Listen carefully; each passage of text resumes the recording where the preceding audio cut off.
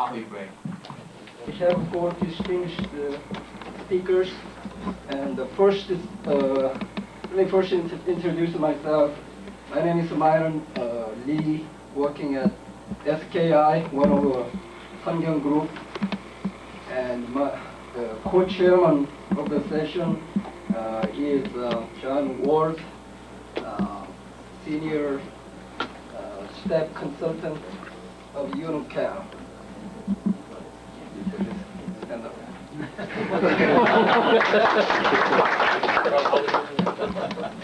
The first speaker of the session is Professor Hyun Rhee.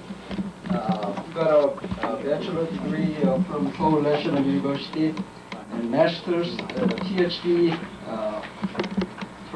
in chemical engineering from University of Minnesota in 1968. He worked as an assistant professor at University of Minnesota from 68 to 72, and since 1973 he's been the professor of chemical engineering, Seoul National University. He had a research experience in University Waterloo in 1976 and University of Houston from 80 up to 1984. Professor Rhee.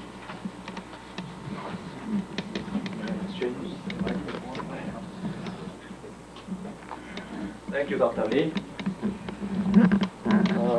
I'm afraid to be the first speaker right after the coffee break.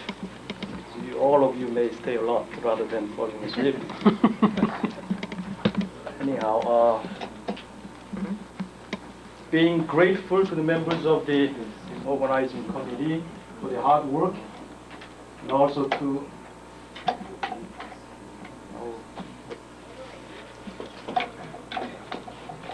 the members of the delegate from the United States for coming here to make this workshop possible.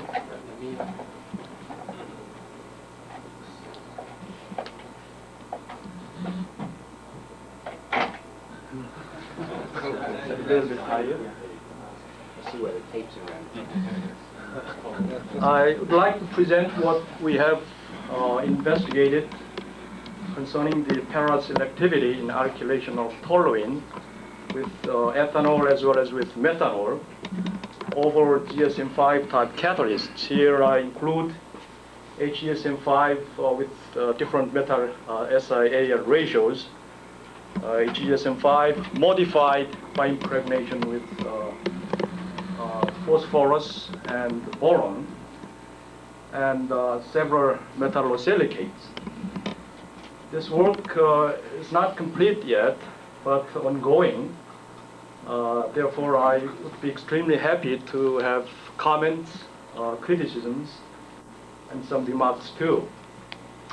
Contributions are made by 2 of my former students, Drs. Jung and Rhee, one of the second-year students, Lee, and myself. If you go back through the literature about a little more than 10 years, it's not difficult to notice that there is a controversy on why the para-selectivity is improved when HESM5 is modified by impregnation. First, Kedding and his group at Mobile published a series of papers and suggested that it is due to the product selectivity within the intraparticle channels. They figure that intraparticle diffusivity of para-isomer is as large as, or even larger than, 1,000 times of the diffusivity of ortho or metal isomer. They think that this product selectivity is the main reason for the enhancement of the para-selectivity. According to them, it is really obvious that the larger the particle size, the higher the para-selectivity will be. Later on, however, Papparato and his group in Italy suggest that it is the transition state selectivity rather than product selectivity, so that inside the pore of the particles, the primary product will be the para-isomer rather than other different isomers. He also speculated that isomerization reaction takes place mainly on the acid sites of the external surface of the catalyst. Consequently, inactivation of acid sites on the external surface would definitely enhance the paraselectivity of the catalyst. They even argued that the reason why the larger particle will give higher paraselectivity is because it has a lower external surface area. More recently, Yashima and his group in Japan, they studied paraselectivity on some of the metallosilicates. And they would stand by the side of Papparato in terms of the transition state selectivity. They think that the primary product is the para-isomer. But they do not want to distinguish the external surface from the internal surface. And because the metallosilicates will have weaker acid sites, weaker than typical HESM5, whereas isomerization reaction requires a strong acid site compared with alkylation. The isomerization within the particle as well as external, without the particle is suppressed, and this will contribute to the enhancement of the paraselectivity. I'll show some of our experiences in advance. These are the same pictures of HESM5 with 3 different values of SIL ratio. The top one has a lower value. The lower one has a much higher value. As we increase the value of SIL ratio, the morphology changes from cubic shape to the planar form. And we notice that when the catalyst takes the planar form, the paraselectivity will be higher. And this is more distinct when we see some pictures for the metallosilicates. This is actually borosilicates with the higher metal loading and the lower metal loading. We see clearly that the morphology changes from cubic shape to planar form. And here again, we obtain higher selectivity with this planar form metallosilicate. It is well known that when the crystal takes this planar form, the straight channel, which is the passage of the product, is vertical to the face, whereas the zigzag channel, which is the passage for the reactant, will be parallel to the face. Based on this argument, we see that our observation is rather contrary to the Kedding's proposal. So we find that there's something we can perhaps contribute to this direction. So we begin to study the alkylation of toluene with ethanol over HESM5 catalyst. We prepared HESM5 catalyst with various SIL ratios. Here we tested the catalyst with SIL ratio of 50. As we varied the feed ratio between the toluene and the ethanol, we see that this benzene, toluene, ethylbenzene, xylene, ethyltoluene, 3-methylbenzene, diethylbenzene. The byproduct tends to decrease, although the conversion also decreases, and xylene, ethylbenzene production also decreases.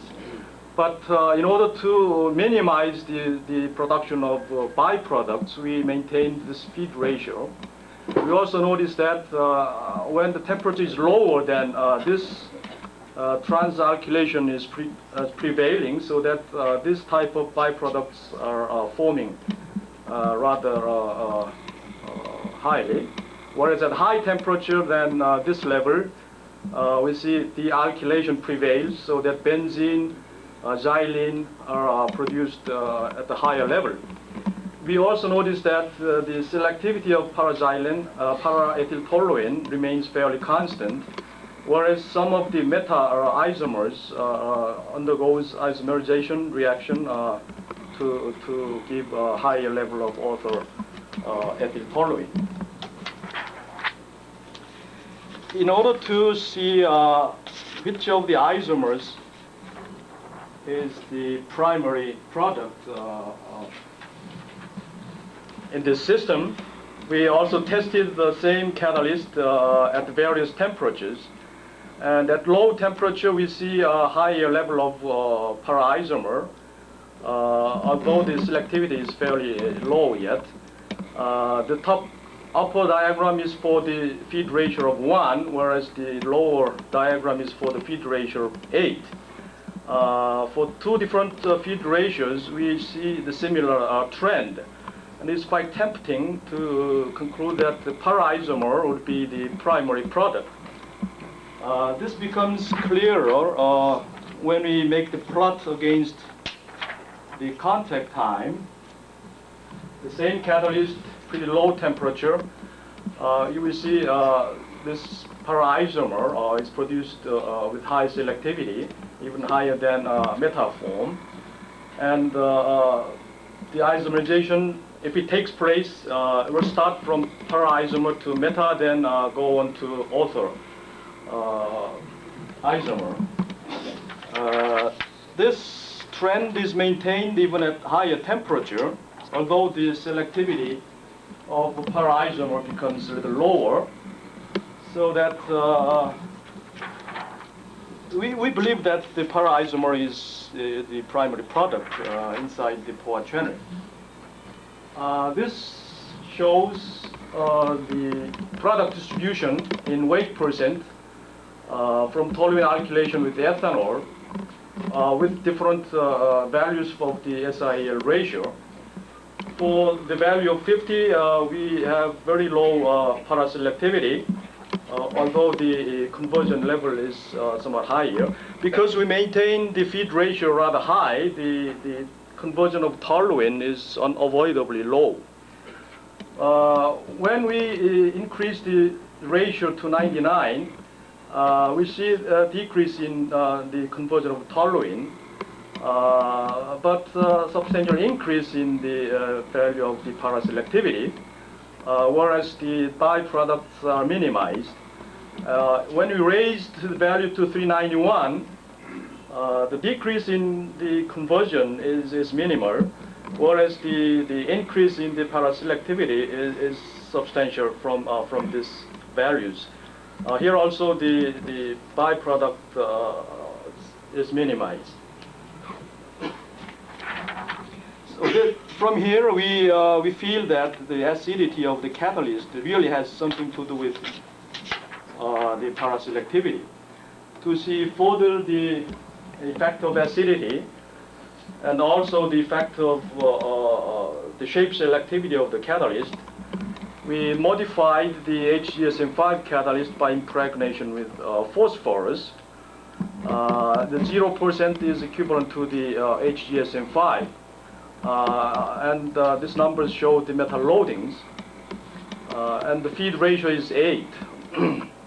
At lower loadings, we see that the selectivity decreases as temperature goes up, whereas above 4%, in fact, the 6% loading gives the highest selectivity level. It increases with the temperature, which is contrary to the lower level loadings. But this is possible only at the cost of lower conversion, so that when we make the plot against the toluene conversion, you see with a high metal loading, we can increase the level of conversion to very high. When the temperature goes up even higher, then the side reactions will prevail. But here we see the effect of impregnation in terms of the paraselectivity. Here we see two changes: acidity changes and the shape selectivity, because the phosphorus will definitely block the pore mouth, some of the pore mouth, and partial plugging of the pore channels, and this will contribute to the enhanced shape selectivity. Now, to see the changes, one more. We modified the HGSM5 by impregnation with boron. Here we see with 2% loading, the enhancement of selectivity is equivalent to the 4 or 6% metal loading of phosphorus. With 4% loading, we can get really 100% paraselectivity, although the conversion level gets fairly low, and the byproducts are really minimized.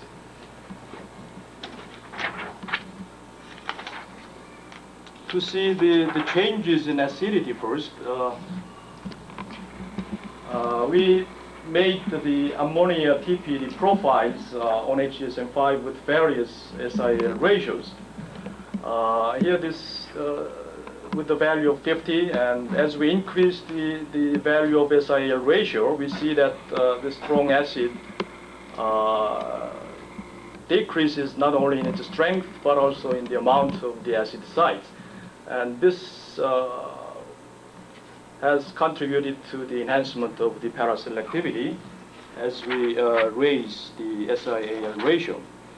With the impregnated catalyst, we did the same thing to notice that the strong acid site will be reduced in its strength as well as in the amount as the metal loading increases. And the increase in the metal loading is really equivalent to the increase in the SIL ratio of the HGSM5. This is mainly from the acid sites of the internal surface. To see whether Paparator's group's proposition is effective, we made the gamma colidine TPD profiles, which is 2,4,6,3-methylpyridine, and we figure that this molecule would not be able to penetrate into the pore channels, so that the acid sites appearing here will be from the external surface. Now, with lower value of the SIL ratio, we see a distinct two different acid sites, strong acid sites, and this will experience reduction not only in the strength but also in the amount. This implies that the strong acid sites on the external surface will decrease in its strength and in its amount as the SIL ratio will increase. This trend will be again observed with the impregnated catalyst. Here, this is the same TPD profile of gamma colidine from impregnated catalyst. This is HGSM5. This is with the 4% loading of phosphorus, and this is with 8% phosphorus loading. Here, this strong acid sites will experience a decrease in the strength as well as in the amount. When the level goes up to 8%, we see that the strong acid site is almost removed from the external surface. And it seems obvious that the removal of the strong acid sites from the external surface contributes to the enhancement of the paraselectivity, which is quite reasonable in terms of Papparato's suggestion. We also prepared metallosilicate. This is boron, ferri, and chromosilicate. Although the conversion is not very high, we see that the byproducts are minimized, and paraselectivities are equivalent to those from the HGSM5 with a higher SIL ratio, or 4 to 6% metal loading of the HGSM5 with phosphorus. This metallosilicates has weaker acid sites, and this change in acidity, I think, contributed to the enhancement of the paraselectivity. We also tested with the TPD profile from various metallosilicates.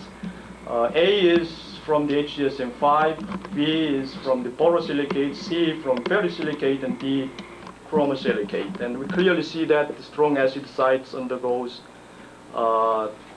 decrease in the strength and also in the amount. We repeated the similar experiments with methanol rather than ethanol, and the overall feature remains almost the same, except for the fact that the contribution of the shape selectivity to the enhancement is not so intense as for the para-ethyl toluene production. This is what we did with the methanol.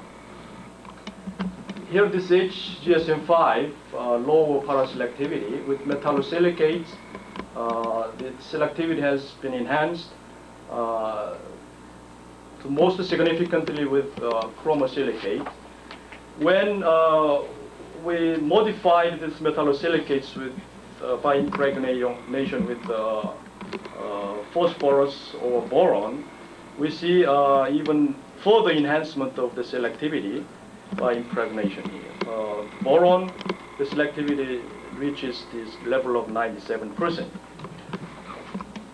While we were preparing various catalysts, characterizing them, and testing with the reactions, we have experienced very interesting observations. One is from the XRD patterns of various catalysts. Here we show the XRD patterns from ferrosilicate, borosilicate, and we notice that there are two distinct peaks at 7.8 and 8.8 degrees to theta. When we compare the intensity between the two, making this intensity to 8.8 to the intensity of the peak at 7.8, the ratio is in general higher with metallosilicates than typical HGSM5. And these metallosilicates gives rise to a higher paraselectivity. With chromosilicate, the ratio even gets bigger than 1. And we observed already that the paraselectivity of this chromosilicate is higher than other silicates. With the silicalite, we see that this ratio is much bigger than even chromosilicate. With HGSM5, we did the same thing, and clearly see that as the SIL ratio increases, the ratio between the two peaks continuously increases until it reaches the level of the silicalite. And we figure that there is a definite correspondence between this intensity ratio and the paraselectivity. And this is what we did. These solid circles represent the selectivity of HSM5 with various SIL ratios. This is from the chromosilicate, and this is from fatty and borosilicates. And certainly there is some correspondence between the two. For the paraxylene, we repeated the same plotting. And here again, we see the clear relationship between the two factors. The second observation is based on the same pictures. I already showed two sets earlier. This is with fatty silicates, higher metal loading, lower metal loading. And as the metal loading decreases, the morphology changes from cubic shape to the planar shape. We tried with the zinc silicates. Here again we see the changes in morphology in the same fashion. This does not show good activity, and we are continuing to do some study with the zinc silicates. But we are very confident to say that among the three factors, paraselectivity and intensity ratio from the XRD pattern and the crystal morphology, they are closely related among one another. Although we are not quite sure why it is so. And finally, I lead to the conclusions. Para-isomer is selectively formed inside the pores due to the transition state selectivity rather than product selectivity. Isomerization appears to require strong acid sites and occur mainly on the acid sites of the external surface. Therefore, inactivation of the acid sites on the external surface following Paparatos and this group, plus weakening of the acid sites may enhance the paraselectivity. The paraselectivity is related to the acid sites may enhance the paraselectivity. The paraselectivity is related to the intensity ratio of the peak at 8.8 to that at 7.8 of the XRD pattern. The larger the intensity ratio, the higher the paraselectivity. Finally, the crystal morphology changes from cubic to planar shape as the SIL ratio of HSM5 increases, or as the metal content per cell of metallosilicate decreases. With the change from cubic to planar shape, the above intensity ratio tends to increase, so the paraselectivity tends to increase too. I admit that the items 4 and 5 are rather premature. We certainly have to pursue further studies, but based on our experience, we are really confident that there are some relationships among the three factors, and in that sense, I would be happy to have comments and criticisms, as well as some helping remarks. Thank you for your attention.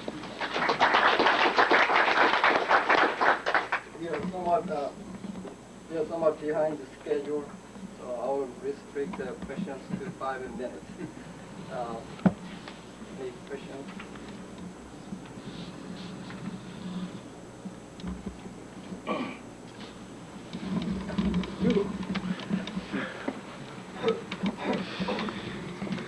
I find this fascinating, the number 4 on your list of summary results, the very strong correlation between the ratio of these two peaks in the X-ray diffraction and the paraselectivity.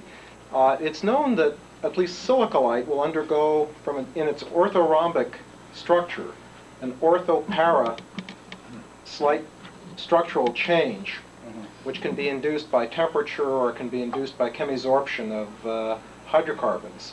Is there something similar that might occur when you introduce the metallic component here, whether it's aluminum, boron, phosphorus, etc., that slightly distorts the interior architecture of the zeolite and somehow then contributes to enhanced paraselectivity?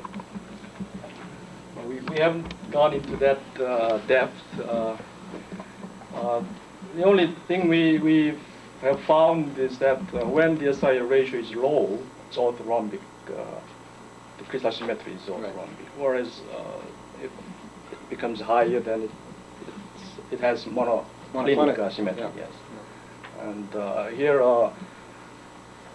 according to our data, when the SI ratio is higher than 99, the peak ratio gets higher than Inverted. 1, and it may have something to do with the crystal symmetry. Right. Any other question?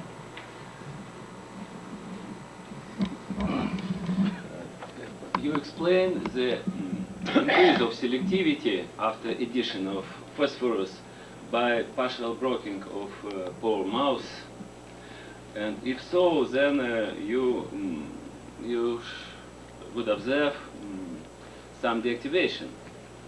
You really observe such phenomenon?